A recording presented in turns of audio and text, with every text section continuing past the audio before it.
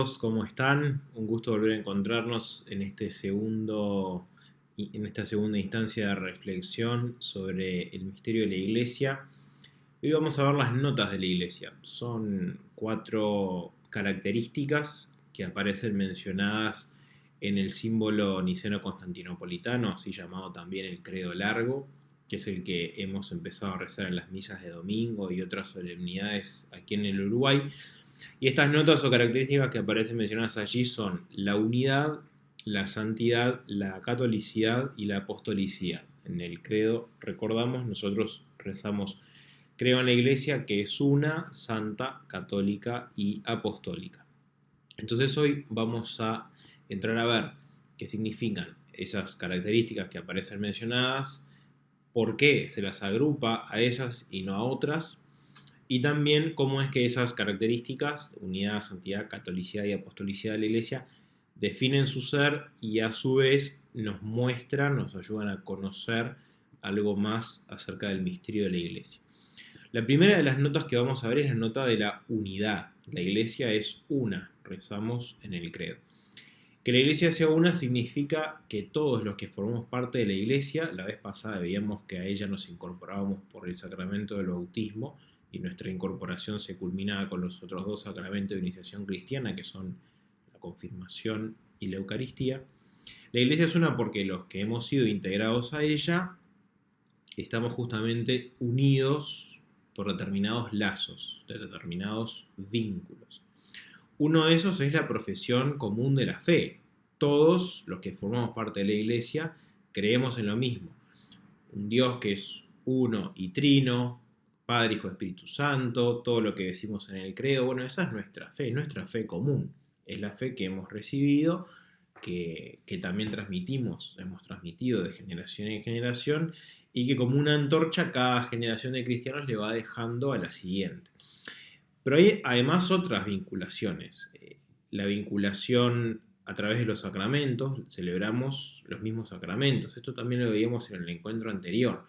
El bautismo celebrado aquí, en Uruguay, o en cualquier parte del mundo, es el mismo bautismo. Somos bautizados en el nombre del Padre, del Hijo y del Espíritu Santo. Y así nos incorporamos a la comunidad de fe.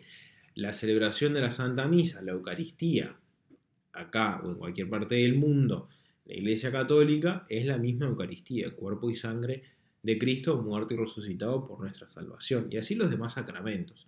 Entonces, la fe, los sacramentos, son 2 de los vínculos que nos mantienen unidos, que hacen de esta Iglesia una unión.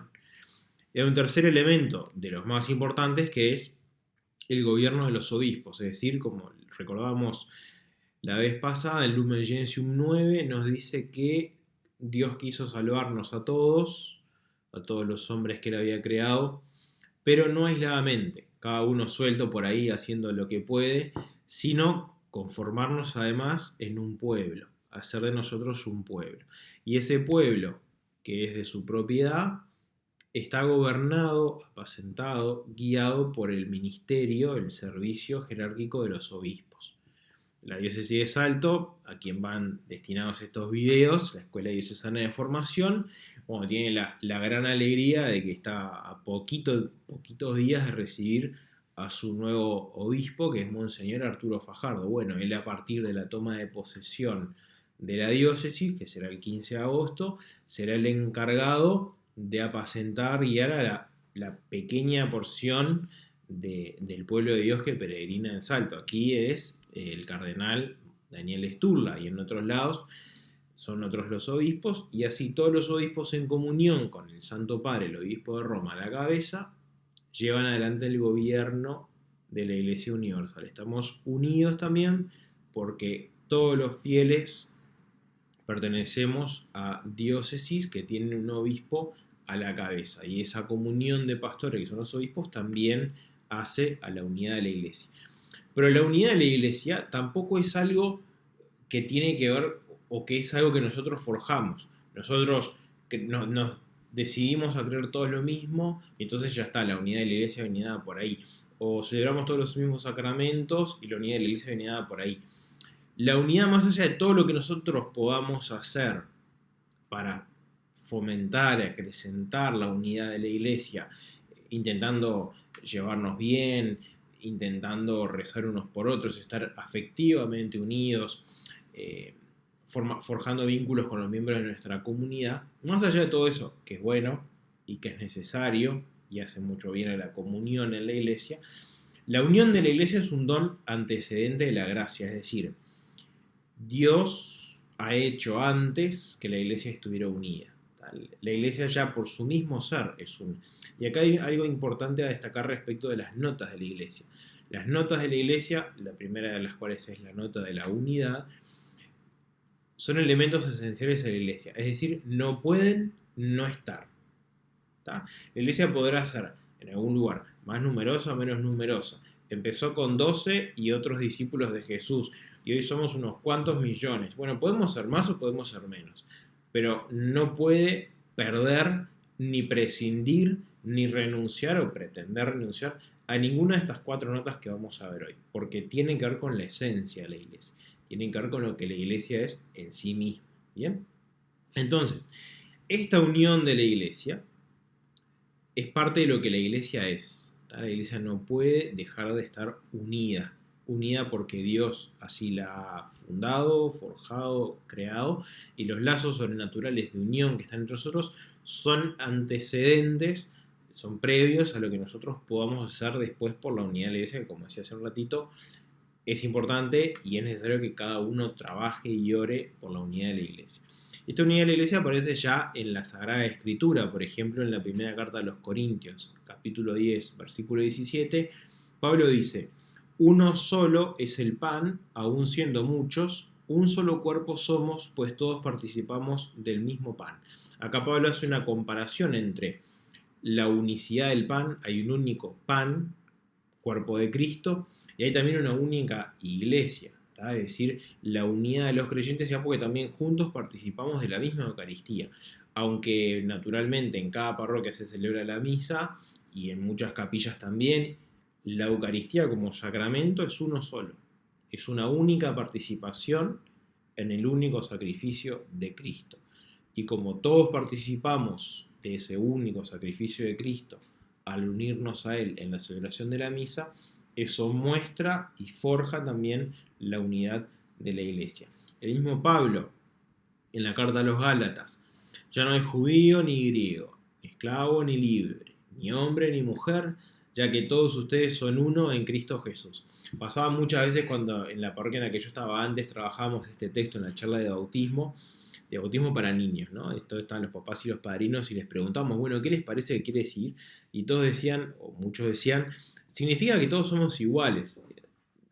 No, en verdad no. Lo que significa, lo que apunta, como el mismo Pablo dice, ustedes son uno en Cristo Jesús, es decir, más allá de las diferencias que en la época de Jesús, en el mundo antiguo, se vivían con una calidad mayor, ciertamente no era lo mismo ser judío o griego, o ser varón y mujer, o ser esclavo y libre. Esas diferencias ahora han sido superadas porque entre nosotros, sea cual sea nuestra situación, sea cual sea nuestra condición, hay un nuevo principio de unión, que es Cristo Jesús. Entonces, si tú eras libre y yo era esclavo, o al revés, yo siendo varón, tú siendo mujer, compartíamos la misma fe, estábamos unidos por algo superior a aquello que nos distinguía. Aún a pesar de la distinción de condiciones, como estas que mencionaba Pablo, hay ahora un nuevo principio de unión, que es Cristo al que nos unimos por la fe. En los padres de la iglesia también el tema de la unidad de la iglesia ha sido muy recurrente. Uno de los grandes autores que dio una relevancia muy grande a la unidad de la iglesia fue San Ignacio de Antioquía, y otro fue Clemente de Alejandría, que en una de sus obras nos dice: qué sorprendente misterio, hay un solo Padre del universo, un solo Logos del universo y también un solo Espíritu Santo, idéntico en todas partes. Hay también una sola Virgen hecha madre y me gusta llamarla Iglesia. Es curioso, todos esperaban que hablara de la Virgen María, pero no, habla de la Iglesia.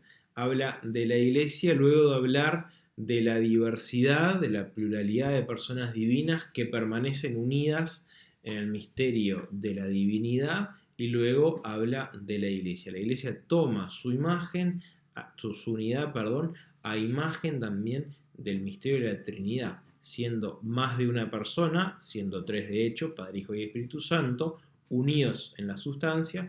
Los cristianos también, siendo múltiples, permanecemos unidos al formar parte de la misma comunión en la iglesia.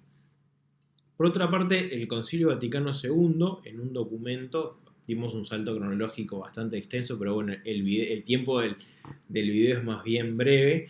En un documento llamado Unitatis Redintegratio, el Concilio Vaticano II, en el número 2, afirma lo siguiente, también siguiendo esta línea de el origen trinitario de la unidad de la Iglesia, dice, número 2, la Iglesia, único rebaño de Dios, como un lábaro alzado ante todos los pueblos, comunicando el Evangelio de la paz a todo el género humano, peregrina, llena de esperanza hacia la patria celestial. Este es el sagrado misterio de la unidad de la Iglesia de Cristo, y por medio de Cristo, comunicando el Espíritu Santo la variedad de sus dones, el modelo supremo y el principio de este misterio es la unidad de un solo Dios en la Trinidad de personas, Padre, Hijo y Espíritu Santo. De hecho, hay un prefacio de la misa que se llama, los prefacios tienen un nombre, más allá del tiempo litúrgico al que corresponden, suelen tener un nombre que nos da también la pista de lo que va a hablar después, ¿no? Y hay un prefacio que es justamente la iglesia congregada a imagen y virtud, o a imagen y por la fuerza de la Trinidad. La iglesia muestra en el mundo también la unión de las personas divinas a través de la unión de los que la conforman. Y sobre esto hay un gran dolor con el que la iglesia carga, digamos, que es el dolor de la separación. Sabemos que todos los que creemos en el Señor Jesús, todos los que nos llamamos cristianos, no estamos unidos todos, por ejemplo, en la misma iglesia católica o en una misma única institución. Hay cristianos de distintas denominaciones cristianas, por ejemplo, luteranos, anglicanos, adventistas y de otras. Nosotros que formamos parte de la iglesia católica, con el Papa a la cabeza, y este dolor de la separación es algo que no debería ser indiferente a nosotros. Es decir, siendo que Cristo fundó una sola iglesia, que los católicos estamos unidos por los lazos que vinculábamos, de los que hablábamos al principio, el hecho de que haya hermanos a los que podemos llamar separados de la comunión de nuestra iglesia no debería dejarnos indiferentes. Esto es una invitación vehemente a rezar de verdad por la unión de la iglesia. No solo por la unión de nuestras comunidades parroquiales, de capillas, de movimientos, que es súper importante, sino rezar para que un día, que no sabemos cuándo va a llegar, pero hacerlo, rezar para que un día todos los creyentes podamos estar, todos los creyentes en Cristo, estar juntos celebrando un mismo sacrificio eucarístico, celebrando, participando de la misma celebración de actualización y de renovación del sacrificio de Cristo en la cruz, para que la iglesia resplandezca en el mundo como una unidad de todos los que creen en Cristo. Así que bueno, les queda ese deber, rezar cada día por la unidad de la iglesia.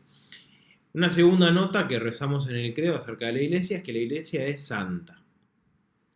Cuando pensamos en la santidad solemos pensar en cosas buenas o en personas que hacen cosas buenas. Entonces cuando vemos una persona muy buena, solemos decir o solemos escuchar que alguien dice, fulano, fulana es un santo, es una santa, porque hace cosas que son buenas. Cuando hablamos de la santidad de la iglesia, hablamos de algo distinto, y cuando hablamos en sentido propio de la realidad de la santidad, hablamos de algo diferente del solo hecho de hacer cosas buenas. En primer lugar, porque la santidad es un atributo de Dios. Dios es santo. Porque en su raíz la palabra santidad no significa bueno, significa separado. Cuando el Antiguo Testamento habla de que Dios es santo, santo, santo, por ejemplo el profeta Isaías al principio del libro, lo que habla no es que Dios es bueno, bueno, bueno, habla de que Dios es el totalmente otro, el que existe en un nivel completamente diferente del nuestro, el que está más allá de lo que podemos conocer en este mundo, que no significa que sea indiferente respecto al mundo, significa que su existencia es radicalmente distinta. Dios no es el mundo que nosotros vemos, Dios no es el universo que nosotros habitamos, Dios lo ha creado todo, pero permanece siendo distinto. Esa distinción, esa diferencia, es lo que expresamos con la palabra santo. Ahora, cuando nosotros hablamos de que la iglesia es santa, tampoco nos referimos en primer lugar a que la iglesia hace cosas buenas. Eso es lo que podríamos llamar santidad moral, por ponerle un término. Cuando nosotros decimos la iglesia es santa, lo que hablamos es algo que dice San Pablo en la carta a los Efesios, capítulo 5. Cuando San Pablo habla de la iglesia en la carta a los Efesios, capítulo 5, que dice: Cristo se entregó a ella para santificarla. La iglesia participa, por estar unida a Cristo, su esposo, la iglesia participa de la santidad de Cristo. Es una santidad diferente que no se conquista a base de buenas obras, sino que tiene que ver con el hecho de estar unida a Cristo. Tiene que ver con el ser de la iglesia. ¿Tá? Esa santidad, que hablando en nombre técnico, digamos, es una santidad ontológica, es decir, tiene que ver con el ser de la iglesia, con lo que la iglesia es una santidad que la iglesia simplemente no puede perder, porque tiene que ver con lo que ella es. ¿Tá? Yo puedo hacer 1000 cosas en mi vida, pero no puedo dejar de ser un ser humano. Es parte de lo que yo soy. Yo no puedo dejar, por ejemplo, de ser sacerdote. Es parte de lo que yo soy. El sacerdocio está grabado a fuego en mi ser. Bueno, perfecto. La iglesia no puede dejar de ser santa. ¿Tá? ¿Por qué? Porque está unida sobrenaturalmente a Cristo. ¿Tá? Ahora queda la gran pregunta, que es como la pregunta del millón: ¿qué pasa con el pecado de la iglesia? Nosotros hemos escuchado muchas veces decir que la iglesia es santa y pecadora, ¿no? Seguramente lo hemos escuchado decir muchas veces. Seguramente también muchas veces lo hayamos dicho nosotros, como tratando medio como de compadecernos de la iglesia. No, bueno, lo que pasa es que sí hay cosas, pero la iglesia, bueno, es santa y pecadora, la pelea como puede. Ojo, acá ya hilando un poco más fino, hay que tener cuidado con ciertas expresiones que se nos cuelan y de repente no nos detenemos en todo a pensar qué significan. Porque nosotros decimos que es santa y pecadora, estamos confundiendo la santidad de la iglesia, de la que venimos hablando, la santidad ontológica, del ser de la iglesia, que la iglesia no puede perder, todo lo que ya hemos dicho, con la santidad de las buenas obras, de hacer cosas que sean buenas y que aporten a nuestra santidad, como pasa. Es decir, yo me bauticé con 12 años, a los 12 años Dios me tocó a fuego mi alma, me arrancó del pecado original, me integró a la iglesia y me hizo santo, me unió a Él. Yo soy santo por estar unido a Dios. En el medio de esta vida, ahora tengo 31 años, bueno, he hecho cosas buenas que han ayudado a la santidad personal que Dios me dio en mi bautismo. También he cometido pecados que no han ayudado, me he confesado y eso ha ayudado, y así vamos, ¿no? Las obras aportan o no a nuestra santidad personal. Pero cuando hablamos de que la iglesia es santa y pecadora, el problema es que tendemos a dejar las dos cosas al mismo nivel. Y no es así, porque la iglesia es santa y eso es parte de su ser, y la iglesia no es, digamos así, comunitariamente pecadora. Los que conformamos la iglesia somos pecadores, pero la iglesia, como esposa de Cristo, es una iglesia santa. Pero eso tampoco es para decir, bueno, el pecado que hacemos nosotros no le afecta nada a la iglesia. No, ni se les ocurra pensar eso, porque eso está mal. El pecado que nosotros cometemos, chico o grande, o incluso los más terribles, tocan la santidad de la iglesia y la afectan. Y afectan también su testimonio en el mundo. Y eso debería llamarnos a la responsabilidad, segundo deber, de pararnos y decir, el pecado que yo cometo, porque siento que no me dan las fuerzas, siento que yo no puedo, simplemente me dejo vencer en la tentación, la razón que sea. El pecado que yo cometo no es solo un mal para mí, es muchas veces un mal para otra persona. Por ejemplo, si yo le pego a alguien, bueno, lo lastimo, pero es también un mal a la iglesia. Yo no puedo desentenderme de eso, ¿tá? Como también el bien que yo hago es un bien para la iglesia, ¿tá? Y ahí se nota en primera persona la vinculación real, directa y digamos así, simultánea que yo tengo a la iglesia. Yo peco ahora y ahora le estoy haciendo un daño a la iglesia. Yo busco conducirme por el precepto del amor, por lo que Jesús dice en el Evangelio, ahora le estoy haciendo un bien a la iglesia. Un bien que en general va a ser chiquitito y que nadie se va a enterar que lo hice. Pero Dios lo sabe y Dios sabe hacer también que cada cosita buena que hagamos dé fruto para la salvación. Así que lo dejamos en sus manos y Él se encaminará. Entonces, ¿qué hacemos con la iglesia? ¿Es santa y pecadora? ¿Todo al mismo nivel? ¿Cómo puede ser que la iglesia se diga a sí misma santa y a su vez haya gente dentro de la iglesia que comete atrocidades como las que todos sabemos? Bueno, lo primero, la iglesia tiene constante conciencia de su pecado y nunca se enorgullece de él. Nunca le es indiferente a la iglesia la realidad de su pecado, sino que en diversas ocasiones, por ejemplo, ha pedido perdón por ello. El Papa Francisco lo ha hecho, Juan Pablo II lo ha hecho. En cuanto a pecados que son especialmente graves y que hoy en día se nos echan en cara con una vehemencia especial, la Iglesia ha tomado conciencia de eso y ha ido tratando de revertirlos, ¿tá? Y a su vez, como decíamos hace un momento, no se trata de que la Iglesia sea pecadora, se trata de que los miembros de la Iglesia cometemos pecados, ¿tá? En eso, bueno, la iglesia ora, en la iglesia oramos unos por otros para que también nuestra conversión y nuestra santificación no se detengan, sino que sigan adelante, y como buena madre que es, ofrece siempre a sus hijos la posibilidad de alcanzar el perdón a través del bautismo, por ejemplo, a través, en el sentido de los que se incorporan a ella, que se convierten y se incorporan a ella, a través del sacramento de la reconciliación, también de la unción de los enfermos, de la Eucaristía. La iglesia nunca cierra a sus hijos la puerta del perdón cuando sus hijos están honestamente arrepentidos y desean un cambio de vida. Una siguiente nota de la iglesia es la nota de la catolicidad. Decimos, creo en la iglesia que es una, santa. Tercer elemento, la catolicidad de la iglesia. Cuando hablamos de la catolicidad de la iglesia, católica, es una palabra de origen griego que significa universal o según la totalidad. También lo podemos traducir así. Cuando hablamos de esta universalidad de la iglesia, hablamos de dos cosas que deben verse juntas. Hay una universalidad o catolicidad cuantitativa y una cualitativa. Es decir, cuando nosotros hablamos de que la iglesia es católica, es decir, universal, por un lado decimos que a la iglesia por Jesús le fueron confiados la totalidad de los medios de salvación. ¿Qué significa esto? Yo soy católico, yo sé que si permanezco en la iglesia, busco guiarme por lo que ella enseña, por el camino que ella señala, que es el camino de Jesús.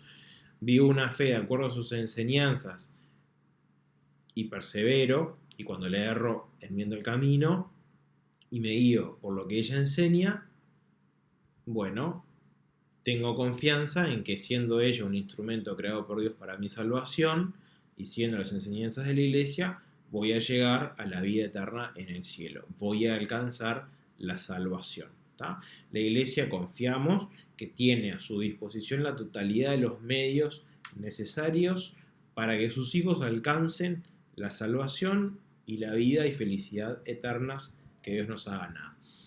Esa es la santidad cualitativa. Tiene a su alcance, custodia y ofrece, entrega a sus hijos la totalidad de los medios de salvación.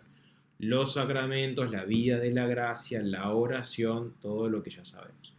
Pero también hay una santidad cuantitativa, de la cantidad, que tiene que ver, por ejemplo, con el final del Evangelio de Mateo, que yo sé que todos lo recuerdan.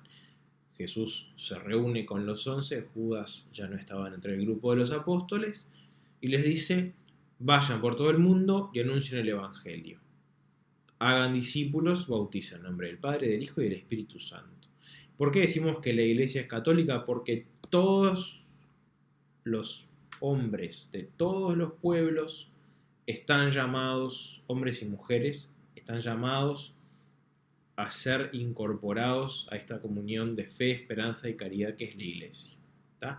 La iglesia está llamada a anunciar el Evangelio a todos los pueblos de la tierra y todos los pueblos de la tierra están llamados a unirse en la comunión de la iglesia. Y en esos dos sentidos es que hablamos de que la iglesia es católica. Es católica en un sentido cualitativo porque tiene todos los medios necesarios para alcanzar la salvación. Todos. Y los ofrece a sus hijos.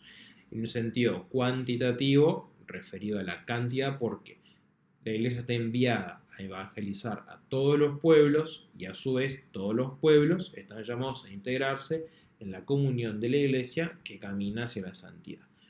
Y finalmente, la última de las notas que aparece en el símbolo, es estos rasgos esenciales de la iglesia, es la nota de la apostolicidad. Naturalmente nos remitimos, nos suena a apóstoles y es ahí a donde vamos, ¿no? Los 12, al principio eran los 11 con Judas, luego sale Judas, entra San Matías apóstol. Y cuando hablamos de que la iglesia es apostólica nos referimos a tres elementos. En primer lugar, la iglesia está cimentada sobre el fundamento de los apóstoles. ¿Tá? El Evangelio de Marcos nos dice en su capítulo 3 que Jesús subió al monte, de entre sus discípulos llamó a los que él quiso, para que estuvieran con él y para enviarlos a predicar. Pero el Evangelio dice instituyó 12, en algunas traducciones dice instituyó. El texto en verdad, en el original podríamos decir que creó 12, en el sentido de que Jesús, con su elección de los 12, da lugar a un grupo nuevo dentro de los discípulos, que es una realidad nueva. Es un grupo de 12 estable, tanto en el número, son 12 y siempre 12, y de hecho cuando Judas sale, Pedro dice, hay que completar el número de 12, y son siempre los mismos 12, a excepción de Judas, pero los otros 11 continúan. Esa estabilidad es como es la comunidad fundacional de la iglesia. Nosotros tenemos el fundamento en esa primigenia comunidad apostólica que Jesús eligió y a los que él fue a encontrarse luego de su resurrección. No es que, bueno, estos 12 me abandonaron en la cruz, solo Juan, yo solo me quedo solo con Juan y elijo otros 11 y arrancamos de nuevo a barajar y de nuevo. No, hay una estabilidad. Son los 12, a los que él elige, lo acompañan durante su vida pública y luego son los que se encuentran con él luego de la resurrección y por él son enviados a predicar y anunciar el evangelio a toda la creación. A su vez la iglesia guarda, conserva, también podemos decir, y transmite el testimonio de los apóstoles. Esto es, cuando uno se detiene a pensarlo, en verdad es increíble. Nosotros seguimos predicando hoy lo mismo que predicó Pedro, lo mismo que predicó Pablo, Santiago y Juan, Andrés, Mateo, lo mismo, ¿no? El mismo misterio de Cristo, Hijo del Padre, hecho hombre por nosotros, muerto y resucitado. La iglesia, instrumento de su amor para la salvación de todos los pueblos. Lo mismo que ellos predicaron, lo predicamos hoy nosotros. El mismo anuncio lo hemos recibido y a su vez lo comunicamos, ¿no? Esa tradición a la que los apóstoles dieron lugar, contando a los primeros cristianos lo que habían vivido con el Señor Jesús, es lo que nosotros recibimos y a su vez comunicamos. Por eso también la iglesia es apostólica, porque recibe el testimonio de los apóstoles y lo transmite a la siguiente generación. Y un tercer sentido de la apostolicidad de la iglesia es el hecho de que la iglesia ejerce su ministerio, su servicio, realiza su misión con la sucesión apostólica. ¿Qué significa? Que los obispos que hoy nos mantienen unidos en el gobierno pastoral, como decíamos respecto de la nota de la unidad de la iglesia, los obispos que están en comunión entre sí y con el Papa, que es la cabeza del colegio apostólico, bueno, estos obispos son sucesores de los apóstoles. ¿Esto qué significa? La primera vez que yo caí en la cuenta de esto fue como, wow, una maravilla. Me quedé un rato pensando, de hecho, todavía me acuerdo del impacto que me generó pensar en esto. Que nuestro obispo, por ejemplo, el obispo al que ustedes están a punto de recibir ahora, que es Monseñor Arturo, si uno retrocede a quien ordenó a Monseñor Arturo, y al que ordenó a Monseñor Arturo, y así, hacia atrás, y pudiéramos ir haciendo toda la historia de quién ordenó a quién hasta el inicio, necesariamente llegamos a uno de los apóstoles. Repito, nosotros agarramos un obispo, por ejemplo Monseñor Arturo, y vamos, quién ordenó a quién, y así retrocediendo, llegamos a uno de los apóstoles. ¿Tá? Los obispos hoy son los sucesores de los apóstoles, que conservan ese ministerio, conservan el testimonio apostólico junto con toda la iglesia y así lo legan, lo entregan a la siguiente generación. Bueno, hasta acá la reflexión de hoy. Agradezco de corazón a la diócesis de Salto, a la persona de Tito, del padre Tito, que fue quien hizo el contacto conmigo, por esta oportunidad de compartir estas reflexiones.